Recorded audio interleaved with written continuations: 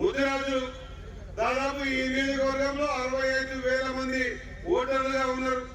పెద్ద సంఖ్య.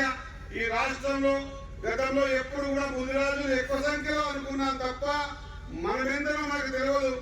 ఎందుకు తెలియనియలేదంటే సంఖ్యాపరంగా ఎంపారికల్ డాటా ఉంటే డెడికేషన్ కమిషన్ ఏదైనా కౌంట్ చేస్తే ఆ కౌంట్ లో ముదిరాజుల సంఖ్య ఇంత ఉందంటే వారు వారి వాట కోసం కొట్లాడుతారేమో, ఎక్కువ సంఖ్యలో కలిగిన ముదిరాజులు కొట్లాడితే మిగతా వాళ్ళకి ఇబ్బందులు అవుతాయేమో అనే ఉద్దేశంతో గత పాలకులందరూ కూడా ముదిరాజులు కానీ బీసీలు కానీ కులగణన ఏనాడు చేయడానికి సాహసం చేయలేదు. మన రాహుల్ గాంధీ గారు కన్యాకుమారికి నుంచి కాశ్మీర్ వరకు 4,350 కిలోమీటర్లు పాదయాత్ర చేస్తున్న సందర్భంలో ఈ దేశంలో ఇంకా వెనుకబడిన వర్గాలు, వెనుకబడిన జాతులు, ఇంకా పార్లమెంట్ కానీ అసెంబ్లీ కానీ గడప తొక్కని ఎన్నో ఉన్నాయి. కాబట్టి వీరు ఎంతమంది లెక్క కట్టాలా?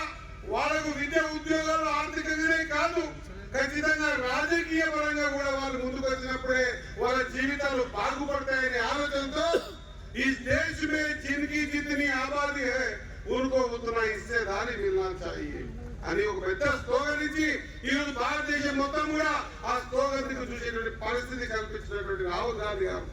అంటే మీరు ఎంత ఉందో లెక్క కట్టి మీ లెక్క ప్రకారంగా అంత మీకు అన్ని అవకాశాలు కల్పించాలనే ఉద్దేశంతో తీసుకున్న నిర్ణయం.